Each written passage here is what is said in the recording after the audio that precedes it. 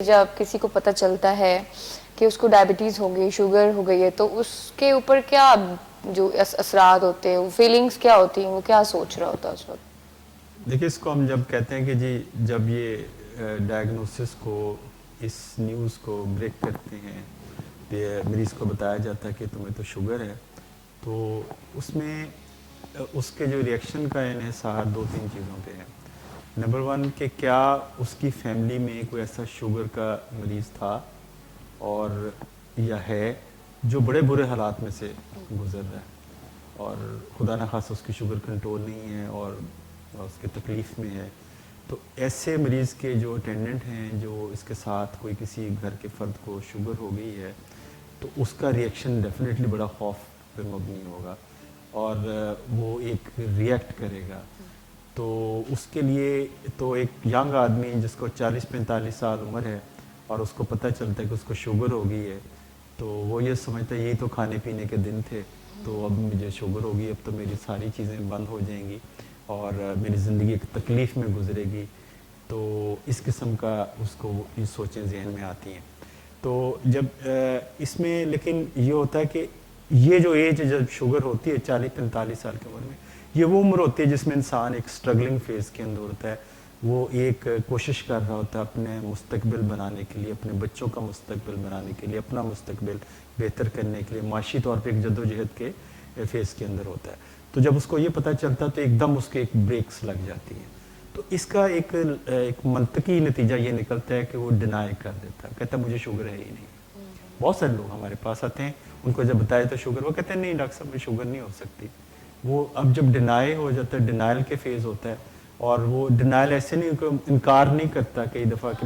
کہ مجھے شوگر نہیں ہے، وہ یہ کہتا ہے کوئی نہیں، وہ علاج نہیں کرتا،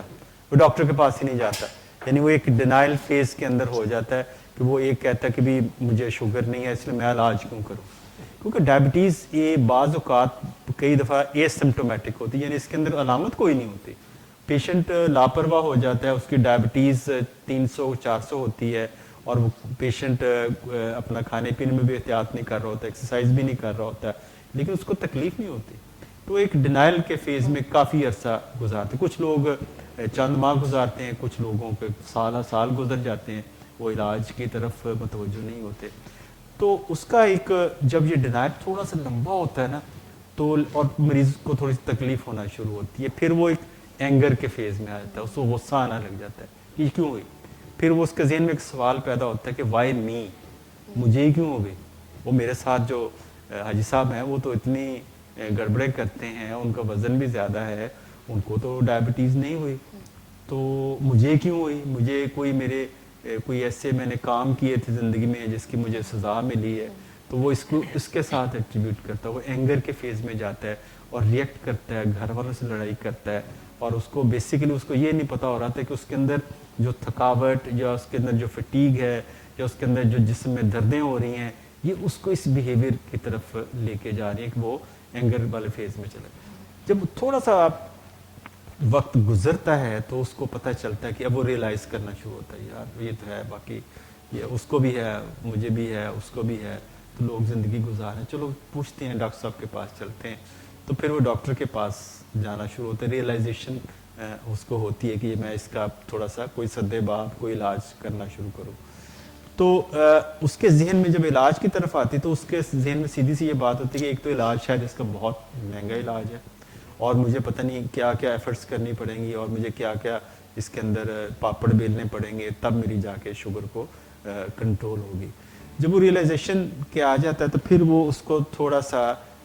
وہ ایک اور فیز میں چلا جاتا ہے جس میں وہ فیکٹس جاننے کی کوشش کرتا ہے، ان لوگوں سے ملتا ہے جن کو ڈائبٹیز ہوتی ہے، ان سے بات ڈسکس کرتا ہے، اور اس کو پتہ چلتا ہے کہ یہ اس میں شوگر یہ دوائیاں موجود ہیں، اور پھر اس کے علاج کے اندر بھی مختلف قسم کے مراحل آتے ہیں۔ مثلا ڈاکٹر اس کو کہتا ہے کہ آپ کو انسولین کی ضرورت ہے، پھر وہ بھی ڈینائل میں چلا جاتا ہے کہ نہیں میں تو گولیوں سے کنٹرول کر، مجھے کچھ اور وقت چاہیے، میں کچھ اور میں جدوجہد کروں گا، میں اور واک کروں گا، میں اور پرہیز کروں گا تو میری انسولین سے بچ جاؤں گا۔ تو اس قسم کے اس کے خیالات کی یہ سیریز، یہ ٹرین چلتی رہتی ہے، جس میں حتیٰ کہ جو عقل مند مریض ہے وہ ایک صحیح جگہ پہ پہنچ جاتا ہے، ایک صحیح معالج کے پاس پہنچ جاتا ہے، وہ ایجوکیشن لیتا ہے، اس کے بارے میں ایجوکیشن لیتا ہے. اب اس میں ہمیں جو بات ہم کرتے ہیں کئی دفعہ اس فورم پہ بھی ہم نے بات کی کہ ڈائبٹیز کی ایکسیپٹنس کے 3 مراحل ہیں. ایک تو آپ ڈائگنوسس کو ایکسیپٹ کریں, یعنی آپ اس چیز کو تسلیم کریں مریض کہ مجھے ڈائبٹیز ہو گئی ہے, بجائے اس کہ آپ گریف میں چلے جاؤ, گریف میں چلے جائیں یا دوسری ریئیکشن. جب ایکسیپٹ کر لو گے تو آپ, اس کا ایک اور طریقہ ہے جو ڈاکٹر صداقت بھی کئی دفعہ بات کرتے ہیں کہ اگر شوگر ہوگی ہے تو سب کو فون کر کے بتاؤ رشتہ داروں کو مجھے شوگر ہو گئی ہے.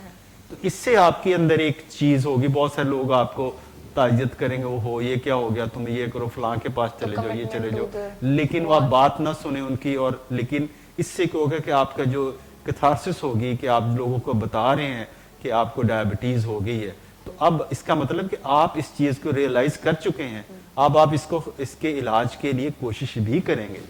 تو ایک تو یہ ہے. دوسری کہ اس کے بارے میں سائنٹیفک نالج لیں.